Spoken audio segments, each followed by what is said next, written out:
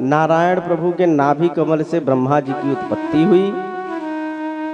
ब्रह्मा के बेटा हुए मरीच, मरीच के बेटा हुए कश्यप मुनि, कश्यप मुनि के बेटा हुए विवस्वान सूर्य, इन्हीं से चला सूर्य वंश।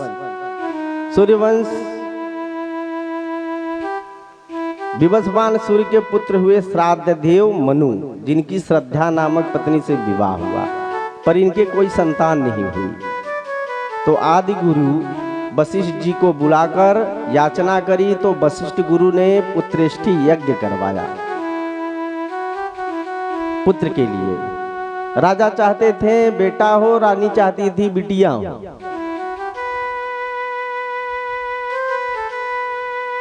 यज्ञ में आमंत्रित ब्राह्मणों को रानी ने बुलाकर कहा, देखिए ब्राह्मण, यदि बेटी हुई तो सबसे ज्यादा दक्षिणा दिलवाऊंगी, यदि बेटा हुआ तो सबका दक्षिणा कटेगा। सूर्यवंश की प्रथम रानी ये है, कौन? जो पुत्री के लिए संघर्ष कर रही है।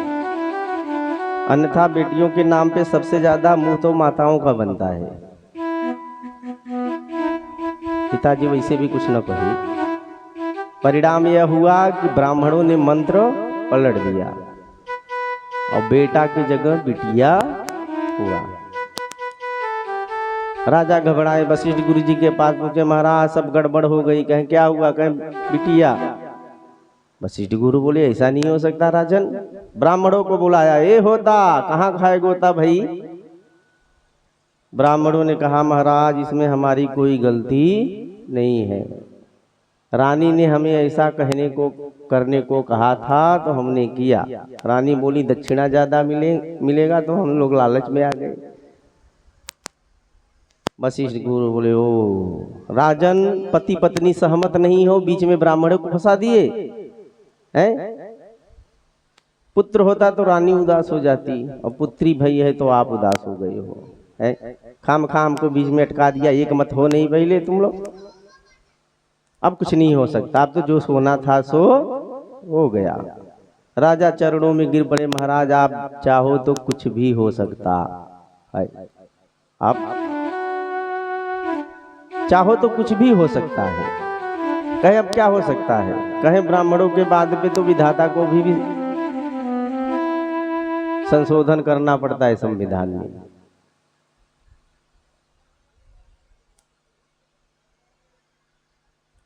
गुरु जी ने को दया आ गई। फिर गुरु वशिष्ठ जी ने उस बालिका को ही बालक बना दिया। पहले जब कथा ये कहते थे तो किसी को विश्वास नहीं होता था कि ऐसा भी कभी हो सकता है, लेकिन आज विज्ञान ऐसा कर रहा है तो सब मान रहे हैं। इसका मतलब हमारे ऋषियों ने भी जो किया है वो सही था।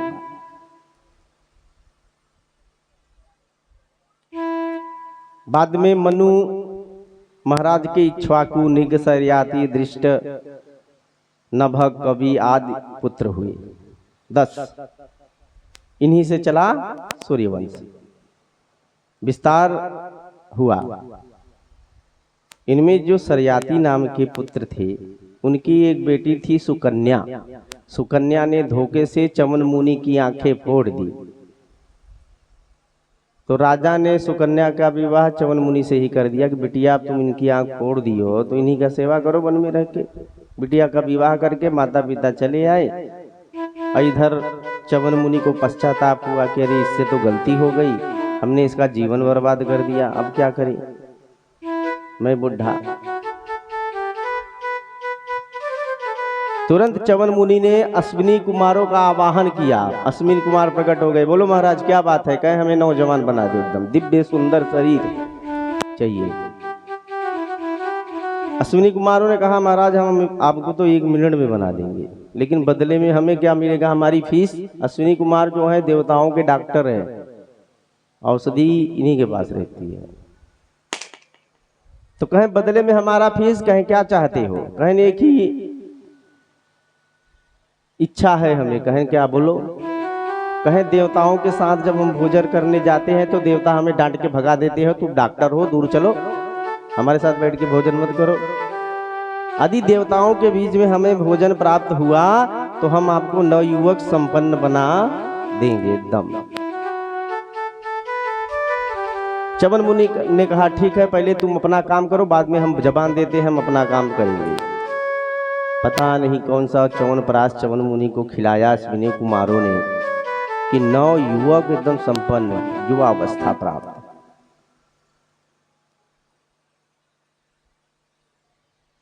उसी वन में रहने लगे अपनी सुकन्या के साथ। एक दिन माता पिता मिलने आए और देखा कि नवयुवक पुरुष के पास हमारी कन्या बैठी है, तो कन्या को ही गाली देने लगे, रे दुष्ट, तू किसके साथ बैठी है? मैं तेरा विवाह किसके साथ करके गया था?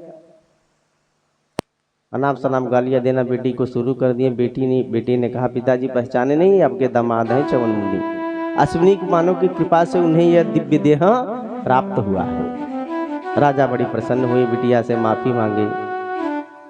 च्यवन मुनि बोले राजा इतने से नहीं चलने वाला काम, आपको एक काम करना होगा। कहन क्या? कहन यज्ञ। कहन ठीक है महाराज। राजे ने यज्ञ किया, यज्ञों में सभी देवताओं का भोजन दिया गया। अश्विनी कुमारों के लिए भी पात्र रखा गया।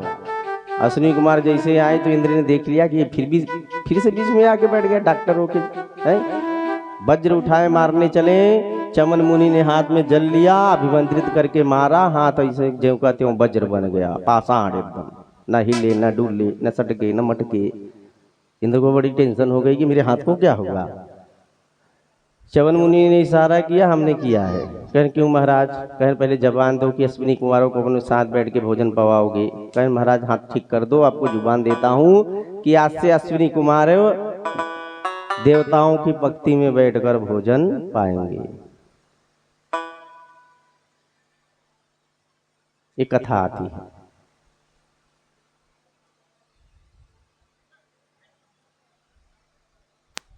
इन्हीं सरयाती के वंश में आगे चल के महाराजा रेवत हुए, जिनके 100 पुत्र थे। इनमें सबसे बड़ा था कुकुदमी। और कुकुदमी की बेटी थी रेवती। इन्हीं रेवती का विवाह बलराम जी से हुआ था। सुखदेव कहते हैं परीक्षित, मनु महाराज के दूसरे बेटा थे नभग, उनके बेटा हुए नाभाग। नाभाग के परम पुत्र हुए अम्बरीश, परम वैष्णव थे अम्बरीश महाराज, प्रभु के अनन्य भक्त। सप्तद्वीप वसुंधरा का पे राज्य करते थे। सप्तद्वीप वसुंधरा पे उनका आधिपत्य था। इतना कुछ होते हुए भी अम्बरीश जो थे भगवान की अष्टयाम सेवा करते थे। कौन सी सेवा? अष्टयाम सेवा। हमें तो एक समय मौका न मिले, सुबह सुबह 8 पहर ठाकुर जी की सेवा करते थे। इतना बड़ा अधिपति होके, चक्रवर्ती सम्राट। और हम तो डीएम एसडीएम हो जाए तो समय न मिले 1 मिनट के लिए, है कि नहीं? उच्च पदवी धन वैभव संपत्ति मिल जावे, महाराज समय किसके पास है? इतने सारे काम है। और अम्बरीश सप्तद्वीप वसुंधरा के अधिपति होके भी ठाकुर की सेवा दिन भर करते थे। भगवान को भोग लगाना हो तो चक्की अपने हाथों से चलाते थे, आटा पीसते थे और हलवा बना के ठाकुर जी को भोग लगाया करते थे। मंदिर में अपने हाथों से झाड़ू पोछा किया करते थे। नहवाना, स्नाना, नहवाना, धुलाना, सुलाना, खिलाना, पिलाना, समय समय से 8 पहर। इनकी भक्ति से नारायण इतने प्रसन्न हुए कि एक दिन ये भोग लगाने के लिए ठाकुर जी के लिए चक्की चला रहे थे, आटा पीस रहे थे और खूब पसीना में लथपथ थे। तब तक क्या देखते हैं कि एक सुगंध भरी हवा मेरे पीछे से चली आ रही है, जिसमें मालती के पुष्पों का सुगंध है। और पीछे मुड़ के देखे तो ठाकुर जी दुपट्टा लेके हवा कर रहे थे। अम्बरीश देखे भगवान के चरणों में गिर पड़े, प्रभु उल्टी गंगा आप बहा रहे हो, मुझ दास की आप सेवा कर रहे हो।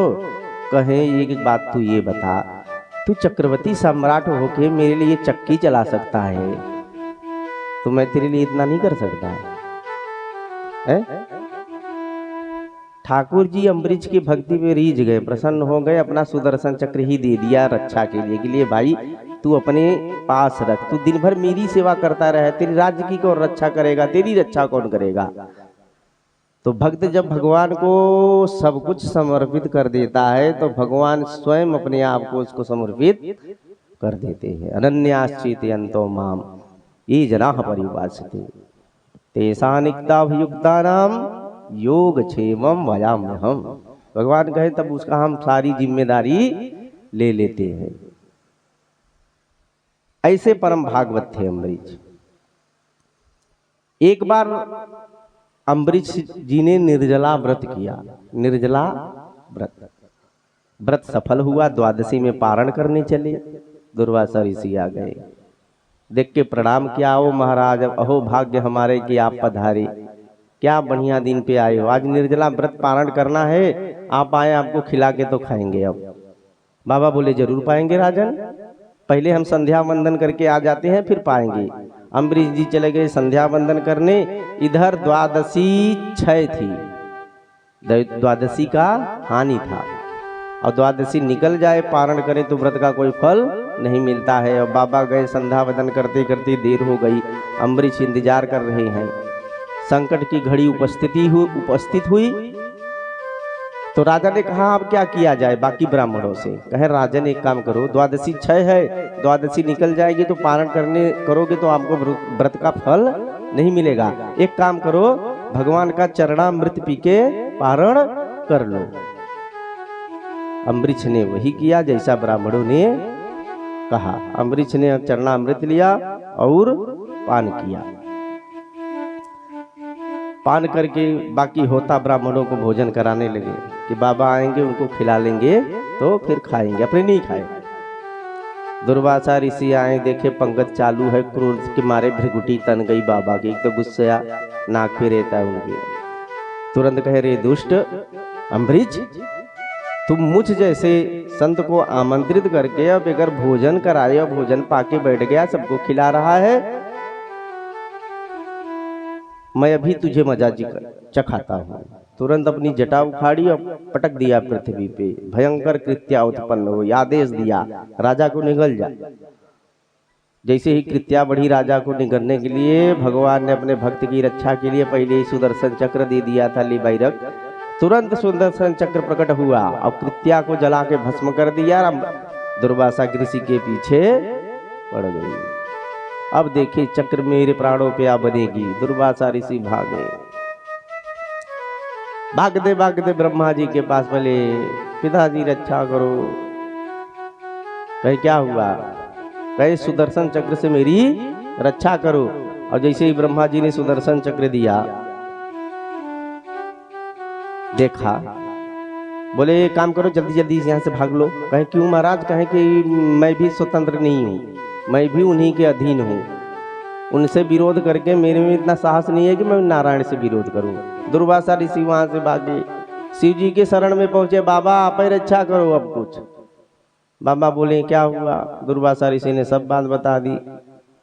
जैसे सुना कि नारायण के भक्तों से इन्होंने द्रोह किया है, तो बोले कि देखो मैं भी स्वतंत्र नहीं हूं, मैं भी उनसे बैर नहीं ले सकता।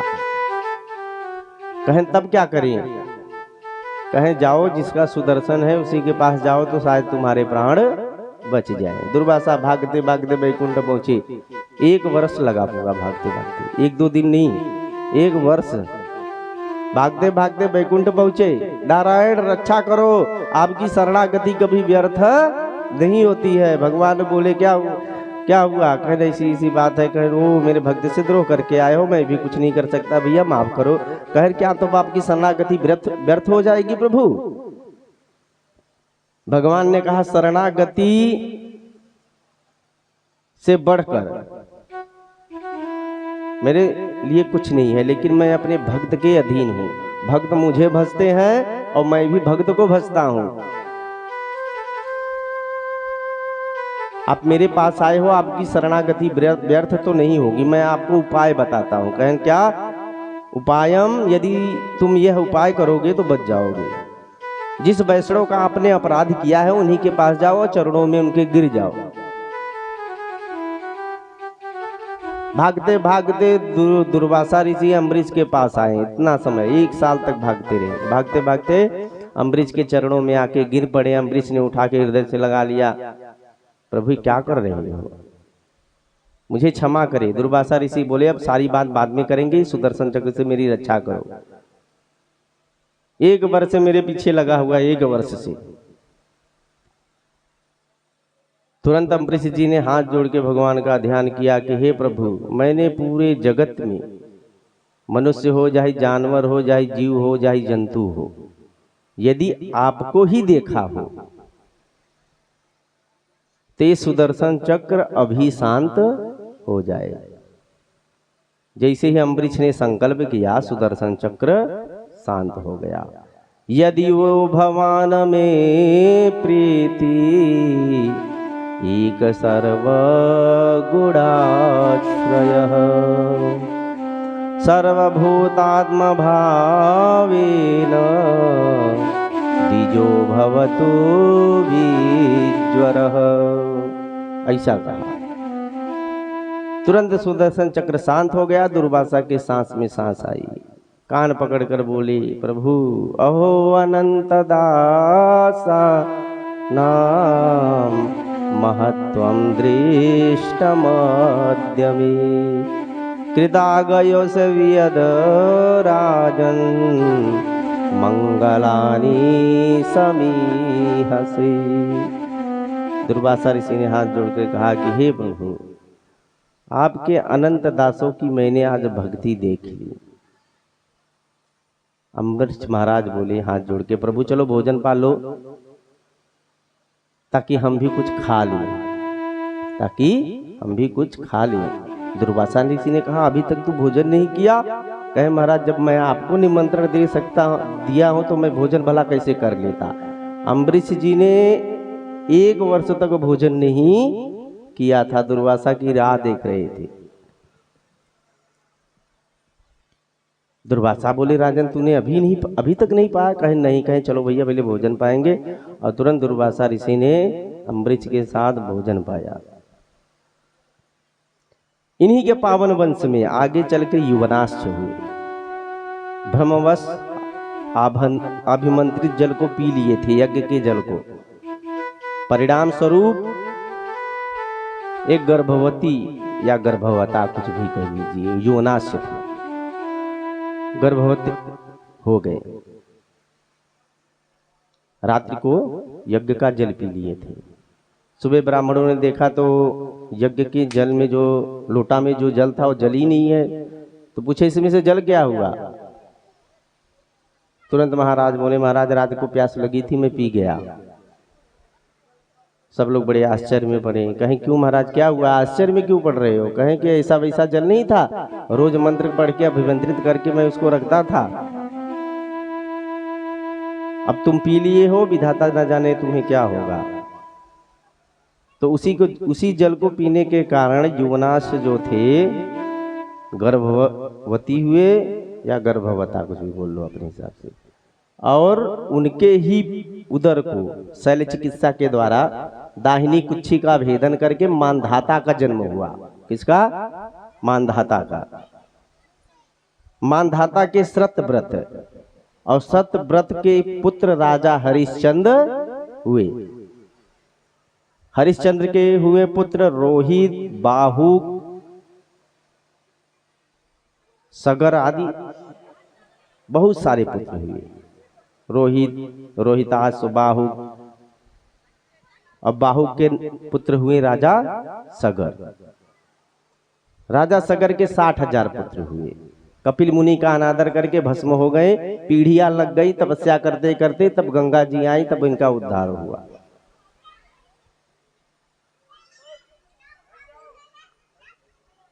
एक बार इंद्र का घोड़ा चुरा ले गए। इंद्र जो थे राजा सगर का घोड़ा चुरा ले गए थे और ले जाके कपिल मुनि आश्रम में बांध दिया था। राजा सगर के 60,000 पुत्र जो है ढूंढते ढूंढते वहां पे पहुंचे। कपिल आश्रम में जब घोड़ा देखा कि हमारा घोड़ा यहाँ पे है, तो कपिल मुनि को अनाप शनाप बोलने लगे। तो कपिल मुनि ने आंखें खोली तो 60,000 जो पुत्र थे राजा सगर के सब भस्म हो गए थे। बाद में हाथ जोड़ के गिड़गिड़ाने लगे, अब इनका उद्धार कैसे हो, सब भस्म। तो कपिल मुनि ने बताया कि गंगा जी के जल से के स्पर्श से इनका उद्धार हो सकता है, क्योंकि ये लोग ब्रह्मदंड से मरे हैं, इनका जल्दी उद्धार नहीं होगा। यदि गंगा इन्हें स्पर्श करे तो इनका उद्धार हो सकता है। तब सगर पुत्र असमंजस, असमंजस पुत्र अंशुमान, अंशुमान पुत्र दिलीप, दिलीप पुत्र भगीरथी, इन पूर्वजों ने मिलके तपस्या करी थी, तब जाके भागीरथी की तपस्या पे गंगा प्रकट हुई। इन्होंने क्रमबद्ध तपस्या करी थी तब प्रकट हुए थे। आगे आगे भागीरथी और पीछे पीछे गंगा चल पड़ी। रास्ते में जन्हू नामक राजर्षि जो थे तप कर रहे थे, गंगा जी ने उनकी कुटिया बहा दी। राजा जन्हू को क्रोध आया, गंगा का ही पान कर लिया पूरा एक कई आचमनी में। राजा सगर देखते हैं पीछे गंगा है ही नहीं। पहुंची राजा मुनि के पास, महाराज क्या कर दिए, इतनी पीढ़ियां लग गई तपस्या करते करते, तब जाके हमने उनको यहाँ पे बुलाया, पी गए महाराज। प्रार्थना करी कि आप गंगा को मुक्त कर दो। तो जन्हू ऋषि ने गंगा जी को अपने कान से प्रकट किया पुनः, इसी से नाम इनका हुआ जाह्नवी। गंगा जी को कुछ लोग जाह्नवी भी बोलते हैं। अंत में जहां सगर के पुत्र भस्म की राख पड़ी थी, वहीं पे जाकर गंगा मैया ने उनका स्पर्श किया। उनके स्पर्श मात्र से सारे सगर के पुत्र मुक्त हो गए थे। यज्जलम स्पर्श मात्रेण ब्रह्मदंड हतायपि, सभी सगर पुत्रों का उद्धार हो गया। शुक्राचार्य कहते हैं परीक्षित, इन्हीं भागीरथी के वंश में राजा ऋतुपर्ण हुए। ऋतुपर्ण के सौदास, सौदास के अस्मत, अस्मत के नारी कवच, नारी कवच के खटवांग, खटवांग के दिलीप, और दिलीप के पुत्र राजा रघु हुए। इन्हीं से चला रघुवंश। राजा रघु के पुत्र हुए अज, अज के पुत्र हुए दशरथ, और दशरथ के पुत्र हुए राम लक्ष्मण और भरत शत्रुघ्न। ये है सूर्यवंश का पूरा वर्णन, संक्षेप में बताई है। एक श्लोक में सारी कथा सुखदेव मुनि ने राजा परीक्षित को सुना दी। गुरुवर्थे त्यक्तराज्यो बेचतुर्वनम पद्म पदभ्याम प्रियाय, पाणिस्मर्श क्षमायाव्यम यो हरीन्द्रानुजाभ्याम,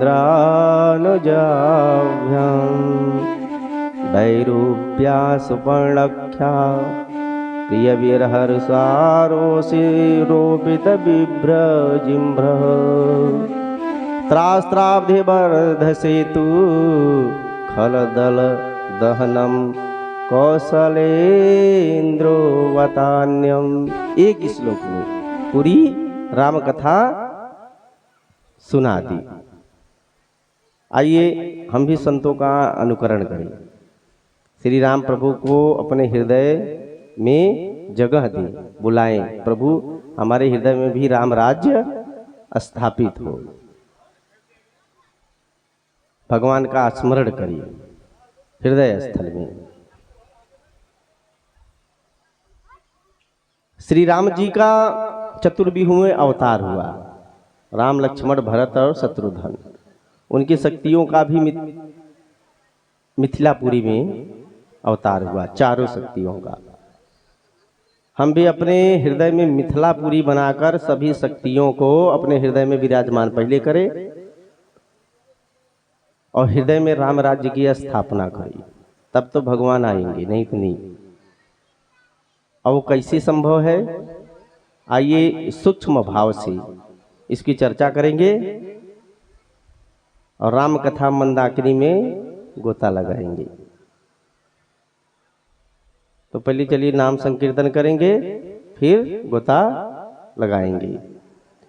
तो सीताराम जी के प्यारे राजधानी लागे, राजधानी लागे, मोहे मीठो मीठो सरयू जी को पानी लागे, मोरो मीठो मीठो सरयू जी रो पानी लागे।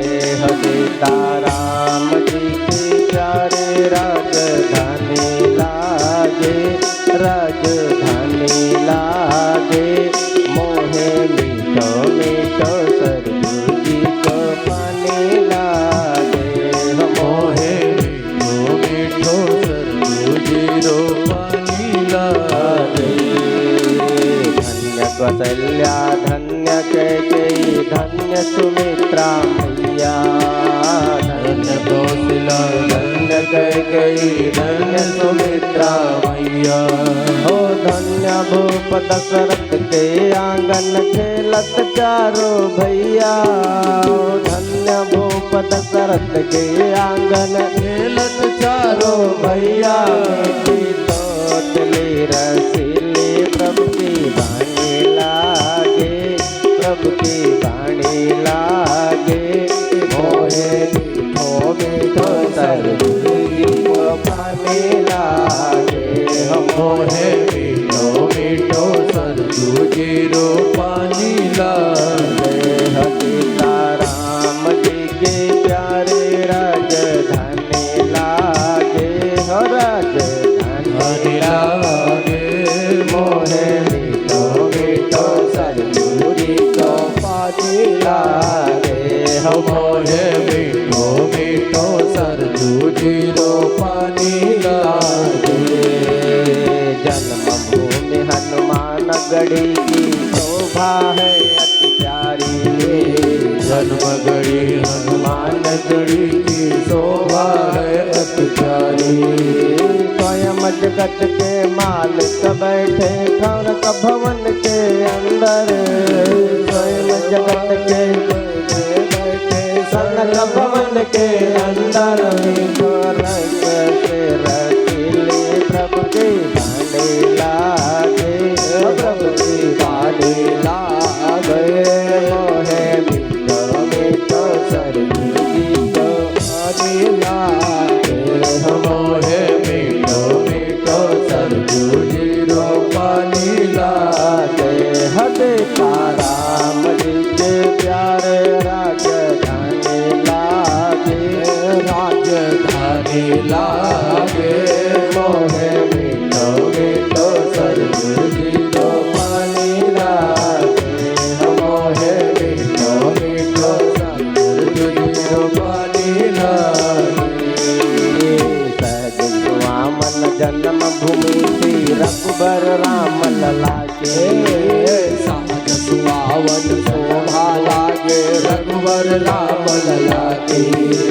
जानकी मारुति सुंदर शोभा लक्ष्मण जो तकला के, सुंदर शोभा लक्ष्मण जो तकला के। यहाँ की जय कैसे पुराने लागे, हो पुराने लागे, मोहे मीठो मीठो सरयू जी को पानी लागे, मोहे मीठो मीठो सरयू जी रो पानी लागे। सीताराम जी के प्यारे राजधानी लागे, राजधानी लागे, मोहे मीठो मीठो सरयू जी रो पानी लागे, मोहे मीठो मीठो सरयू जी रो पानी लागे। जय सिया राम दंडवत भैया मधुरे बाणी बोलो, जय सिया राम दंडवत भैया मधुरे बाणी बोलो। करे कीर्तन सब संत मगन मन गली गली में डोले, सब गले गले में डोले। सीताराम धुन मोहे मस्ताने लागे, मस्ताने लागे। मोहे मीठो मीठो सरयू जी को पानी लागे, मोहे मीठो मीठो सरयू जी को पानी लागे। सीताराम जी के प्यारे राजधानी लागे, राजधानी लागे। मोहे मीठो मीठो सरयू जी को पानी लागे, मोहे मीठो मीठो सरयू जी को पानी लागे। मीठो मीठो सरयू जी को पानी लागे। बोलिए सियावर रामचंद्र की जय हो, और पुत्र हनुमान की जय हो। इन्हीं रघुकुल नंदन चारों भाइयों के बीच हम जो है अपने हृदय में राम राज्य स्थापित करेंगे। तो कैसे करेंगे? राम तत्व को यदि पाना है तो सबसे पहले उनके छोटे भाई शत्रुघ्न का आश्रय लेंगे, जिनका स्मरण करने मात्र से शत्रुओं का पराभव हो जाता है। उनका नाम है शत्रुघ्न। नामकरण करते समय गुरु जी ने भी कहा था, जाके सुमिरन तेरी पुना, जाके सुमिरन तेरी पुना। नाम शत्रुघ्न वेद प्रकाश, नाम शत्रुघ्न वेद प्रकाश।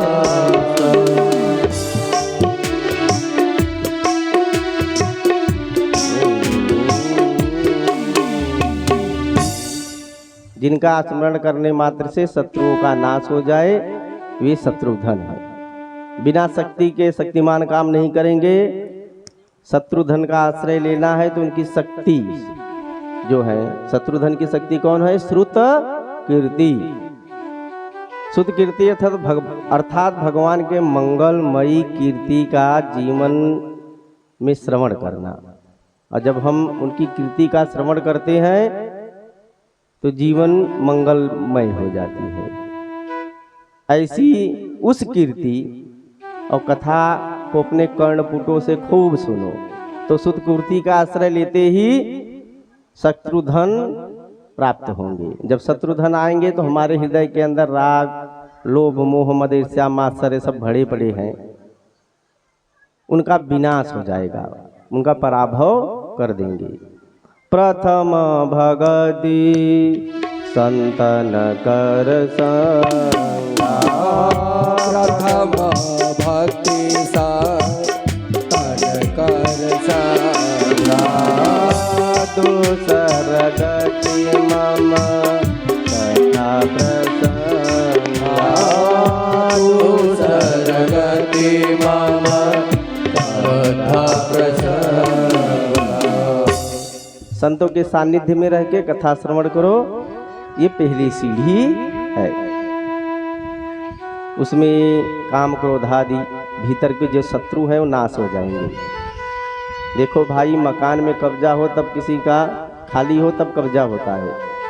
यदि मकान खाली न हो, सब भरे पड़े हो, तो ठाकुर जी देखते हैं बाहर से कि हाउसफुल है, रहने के लिए जगह नहीं है, तो उसमें घुस बैठ नहीं कर पाते। अपने लिए रिक्त स्थान न पाके लौट पड़ते हैं। अब दूसरी सीढ़ी पे चले। शत्रुघ्न जी के बड़े भैया हैं लक्ष्मण जी, जिनके जीवन का एक ही लक्ष्य है, वो लक्ष्मण, जिनके जीवन का एक ही लक्ष्य हो, ऐसे हैं लक्ष्मण। और लक्ष्मण जी का लक्ष्य एक ही है, राम जी के अतिरिक्त किसी से कोई मतलब नहीं। शास्त्र कहते हैं मातृदेवो भव, पितृदेवो भव, आचार्य देवो भव। और यही शिक्षा राम जी ने भी लक्ष्मण को दी थी कि भैया भरत नहीं है और शत्रुघ्न नहीं है, मामा के यहाँ चली गए हैं। पिताजी ने मुझे वन में जाने की आज्ञा दी है, तो मैं वन में चला जाऊंगा तो मेरे माता पिता को कौन देखेगा। तो लक्ष्मण से बोले कि आप यहीं रह के सबकी देख रेख करो, सेवा करो। इस पर लक्ष्मण जी ने सीधा जवाब दिया था भगवान को, मुझे किसी से कोई मतलब नहीं है। गुरु पितु मातु न जानहि गाओ, गुरु पितु मात न जानहु गाओ, करहु स्वभाव नाथपति जाओ, करहु स्वभाव नाथपति जाओ। सीधा लक्ष्मण ने कहा था, मैं गुरु माता पिता किसी को नहीं जानता, मैं आपके को सिर्फ जानता हूँ। है? भगवान ने कहा ऐसे आप कैसे कह दिए है? आप कह रहे हो ना मैं गुरु को जानता हूँ, ना मैं माता पिता को जानता हूँ, मैं किसी को नहीं जानता आपके सिवा। अरे भाई, जब माता पिता गुरु किसी को नहीं जानते तो किसे मानते हो तुम? तब लक्ष्मण बोले, संसार में जितने नाते हैं प्रभु, समस्त नातों में मैंने सिर्फ आपको ही देखा है, दूसरे किसी को नहीं। मोरे सबही एक तुम स्वामी, मोरे सबही एक तुम स्वामी, दीन बंधुर अंतरयामी, दीन बंधुर अंतरयामी। अन्य किसी को मैं नहीं जानता। भगवान